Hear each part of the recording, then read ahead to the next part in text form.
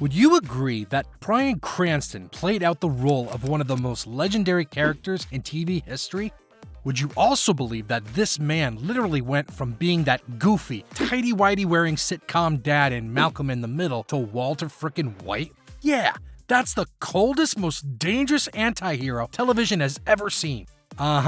That's Bryan Cranston. And folks, you had to have been there. But if you lived through that era, then congratulations, because you remember the cultural chokehold Breaking Bad had on us. It turned quiet Sunday nights into full-blown events, and at the center of it all was Cranston flexing the kind of acting range most Hollywood stars can only wish they had. Oh, and guess what? By the peak of the show, he was bagging around $225,000 per episode. Per frickin' episode! Can you imagine going from side roles and commercials to full-blown icon status? Yo, don't get it twisted. This wasn't some lucky break or a rub or two on the genie's bottle. Cranston was grinding in the background for decades, getting typecast, overlooked, and boxed into the funny guy lane. Simply put, Hollywood had no idea what kind of monster it was sleeping on until Breaking Bad came through and lit the fuse. But what makes this glow-up different? It sure wasn't about clout chasing or trying to fit in. For our man, it was about depth. About taking real pain, real character flaws, and turning them into something raw and unforgettable. But Bryan didn't just act. He created a new era of what a TV role should look like.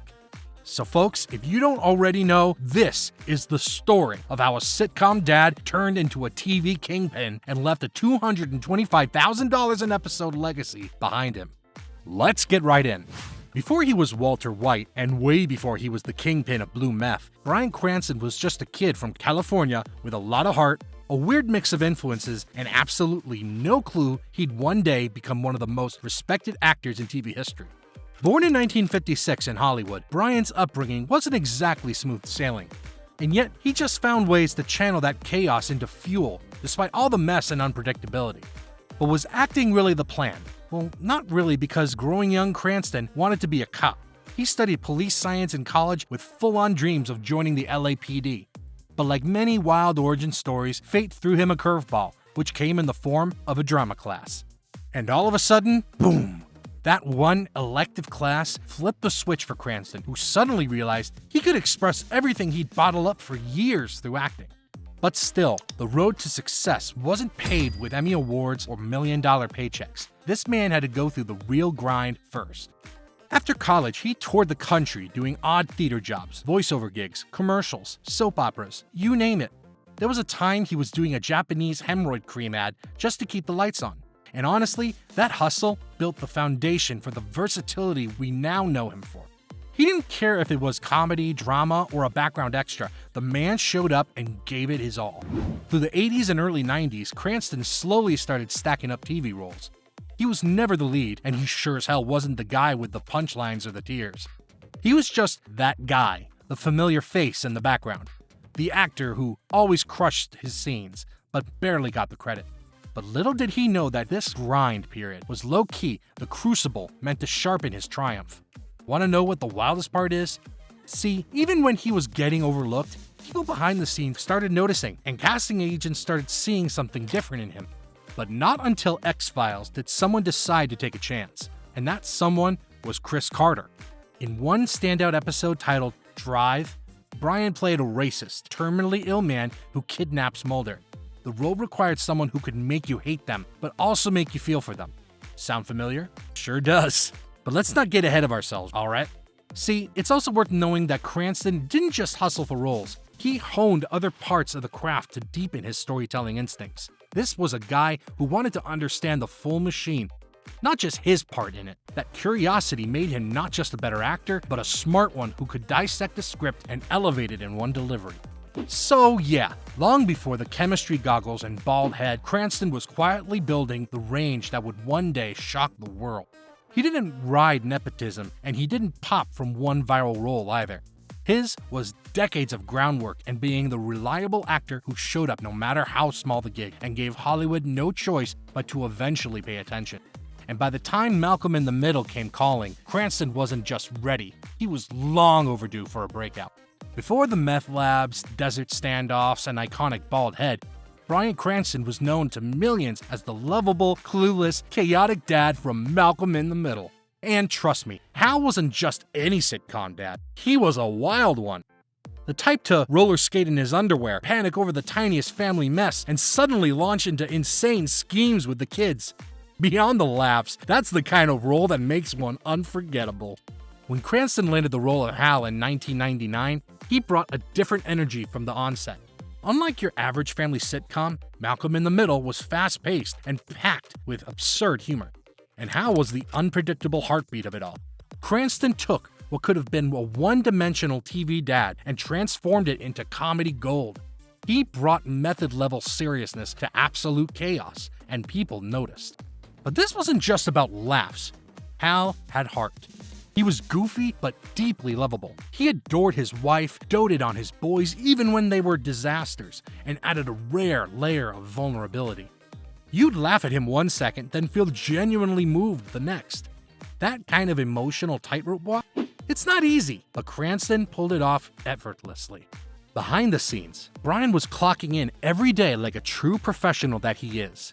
He wasn't just there to say lines, he was shaping scenes. He became the person directors and writers leaned on to bring extra flair when needed and ground the madness in something real. When the lights eventually went off, the show was already a hit. And of course, the awards soon started piling up. This show set the foundation for Walter White, and that's where it gets even more interesting. Yeah, I know it sounds crazy, but think about it. It sure doesn't take much observation to see that mix of vulnerability, panic, and unexpected fire in both characters. Vince Gilligan, the creator of Breaking Bad, saw it too, and he literally cast Bryan Cranston because of his role in Malcolm in the Middle. According to Vince, Cranston had that rare ability to make you feel sorry for a man doing something terrible. And if you pay attention enough, you'll see that emotional range all started with Hal. So, in a way, Malcolm in the Middle wasn't just a hit show. It was Cranston's stealth audition for one of the darkest characters in TV history. All those years in comedy sharpened his instincts, built his confidence, and gave him the emotional elasticity to eventually step into the desert and say, "I am the danger." Now let's talk visibility. Bryan Cranston managed to quietly build one of the most dynamic careers in Hollywood under all that goofy dad energy. Tell you what, when Malcolm in the Middle ended, most actors would have faded into syndication fame. You know, that, "Oh hey, remember him" territory. But not Bryan. Because for him, the show was just getting started. Hal might have been his breakout role, but Cranston had bigger, darker, and more dangerous roads ahead. And as wild as it sounds, none of that would have happened without Malcolm in the Middle. In essence, there wouldn't have been no Walter White without Hal's chaotic energy. Breaking Bad dropped in 2008, but before then, Bryan Cranston was still known to most, known as the dad from Malcolm in the Middle. This is what made it even more spectacular. When he stepped into the role of Walter White, becoming a mild-mannered chemistry teacher turned meth kingpin changed everything for Cranston, and of course, for television at large. The idea was wild on paper. We're talking a suburban high school teacher diagnosed with terminal lung cancer who turns to cooking meth to secure his family's future. Nuts indeed. But what Vince Gilligan saw was potential. Not just for a thrilling crime drama, but for a layered psychological descent. Someone who transforms from Mr. Chips into Scarface. This role required professional finesse, and the only actor Gilligan believed could deliver that balance of desperation, sympathy, and danger was none other than our guy. At first, AMC wasn't convinced. They knew Cranston as a comic actor, but never a dramatic heavyweight. But fortunately, Gilligan, who had worked with Bryan on The X-Files years earlier, remembered exactly what he could bring to the table. And then, in a moment of pure cinematic excellence, it clicked. It didn't matter that Walter White was a gamble, because as soon as the lights came on, Cranston owned the role like he was born for it. You want him to shave his head? No problem. Want him to alter his body language? He did it like a pro and became someone else entirely. That's peak-level transformation. And it was chilling to say the least. Simply put, it was Cranston's performance that turned Breaking Bad from just a show to an entire event. Fans watched in awe as Walt slowly unraveled into a manipulating, lying character descending into moral darkness. But they loved him regardless because through it all, Cranston never lost sight of the human behind the monster. Over 5 seasons, you could still see the traces of a man who once meant well and that felt wholesome even though it really wasn't. This singular irony was how Breaking Bad redefined what TV drama could be. It blurred the lines between hero and villain, with Cranston standing in the midst of it all. He became one of TV's greatest anti-villains and made sure we couldn't look away even when things got ugly. Unsurprisingly, this role earned Cranston 4 Primetime Emmy Awards for Outstanding Lead Actor in a Drama Series and set his career on a different trajectory. He proved he wasn't just a sitcom star or a supporting player. He was now one of the most respected actors in Hollywood, with a performance that belongs on any greatest of all time list. But what made Walter White so real was the groundwork Cranston had laid in his earlier career. He already had the vulnerability, the timing, and the control, and Breaking Bad just pushed it all into the dark. Oh, and that transformation wasn't over, because next, we'll dig into exactly how Cranston became Walter White. Not just on screen, but in the deeply methodical way he built one of TV's most iconic characters. Becoming Walter White wasn't just about reading lines and showing up to set. Bryan Cranston built Walter layer by layer until the guy felt disturbingly real. This wasn't just a performance, it was straight up character possession. First off, Cranston understood one key thing. Walter White wasn't born bad. He was made. A character crafted from fear, pride, desperation, and a ticking clock. Each section of his character development was well captured. From how the cancer diagnosis shattered him, to how cooking meth gave him purpose, and then how power twisted him into someone he didn't recognize. Physically, Bryan changed everything about Cranston to make him perfect for the role. The transformation ritual started from the shaved head, shifted into the baggy khakis and the oversized beige jackets, and then capped it all off with the limp posture and the weak voice.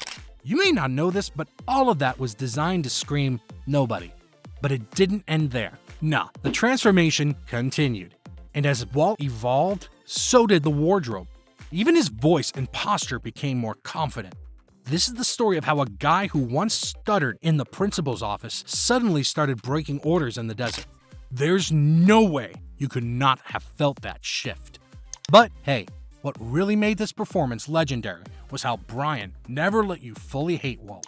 You saw the human in there with flashes of the husband, the father, the teacher. That inner conflict gave the show its soul. Without it, Breaking Bad would have just been a crime drama. But Cranston made it Shakespearean. On set, he was laser-focused. Co-stars have talked about how he could switch from goofy Bryan between takes to ice-cold Walter as soon as the cameras rolled. Aaron Paul, or Jesse Pinkman as he was known in the series, said working with him was like being in a masterclass every day.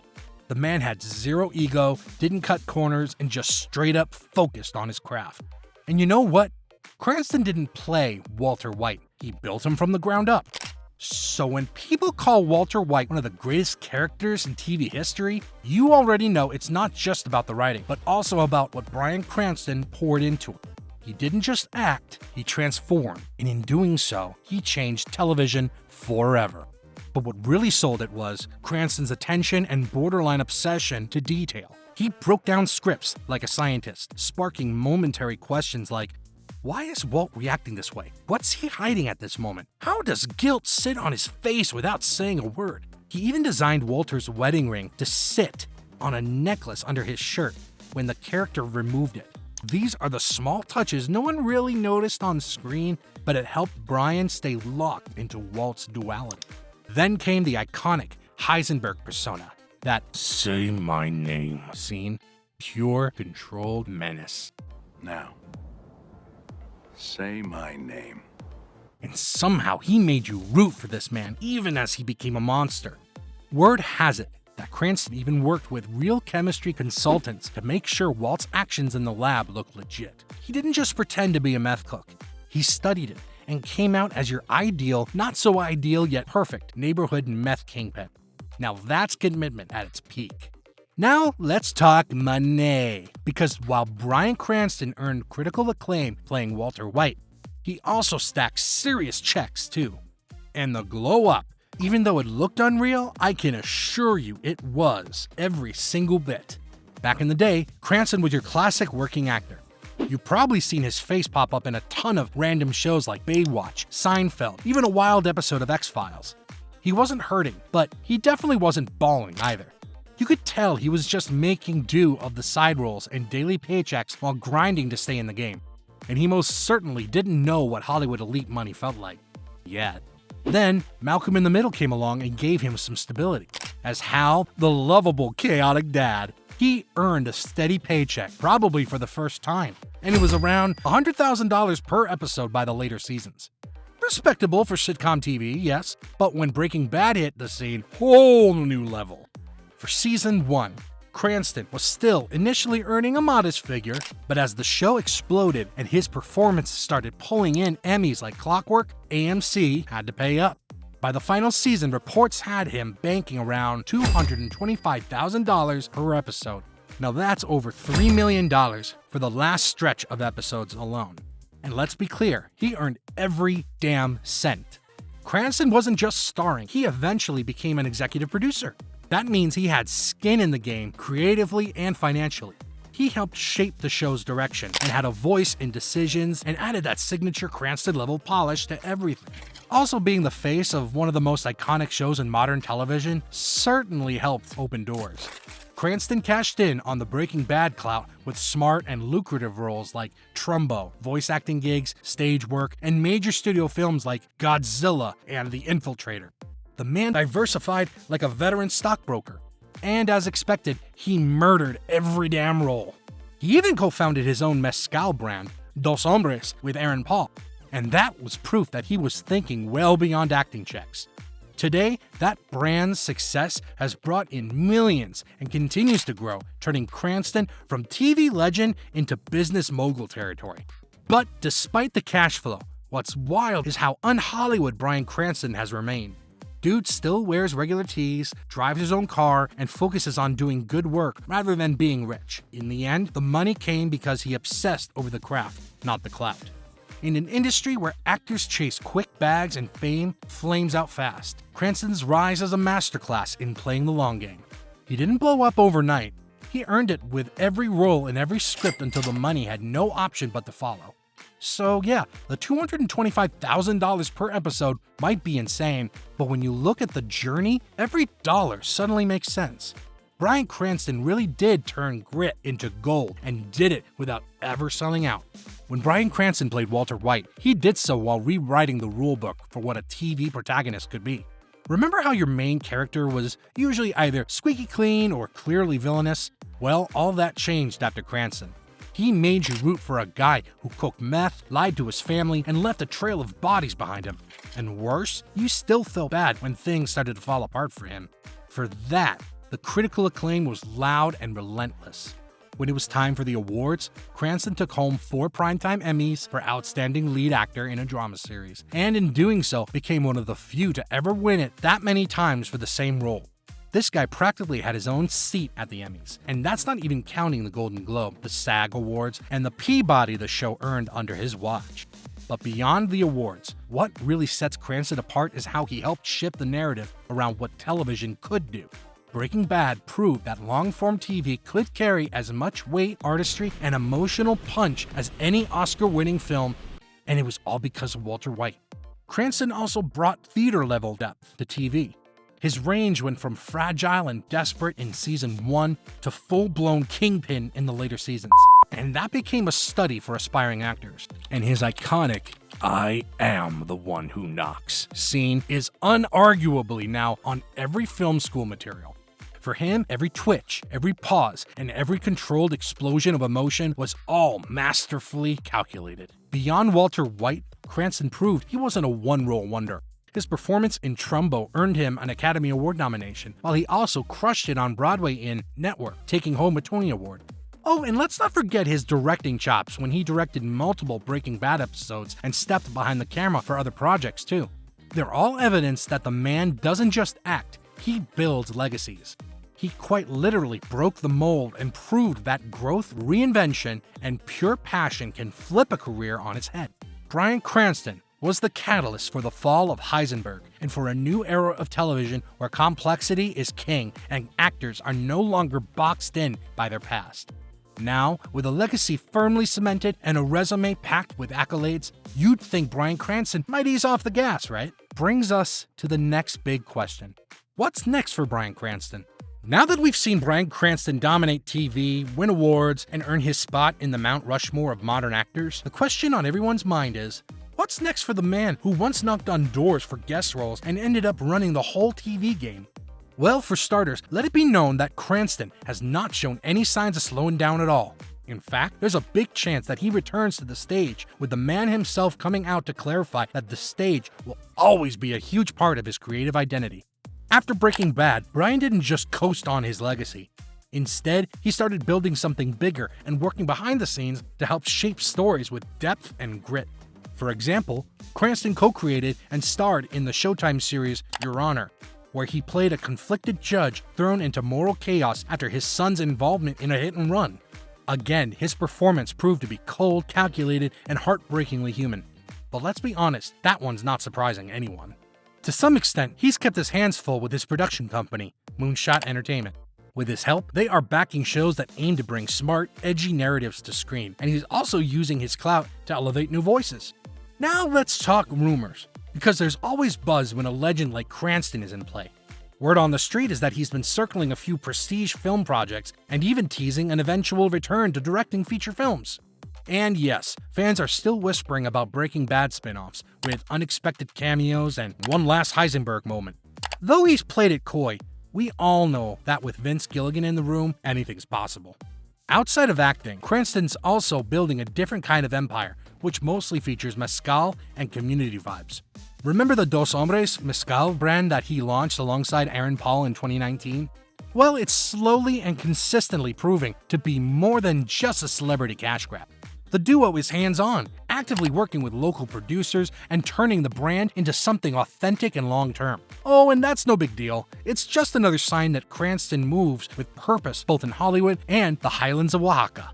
So if you ask anyone what's next for Bryan, they'll tell you it's a little bit of everything, because he's one of the few actors who've managed to evolve with the times while keeping their artistic integrity intact. So I'll tell you this again.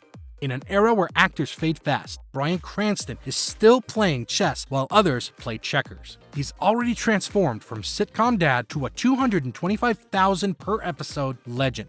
And now he's just doing what he wants when he wants it, and still doing it better than most. And honestly, we're all just lucky to watch it all unfold in our time.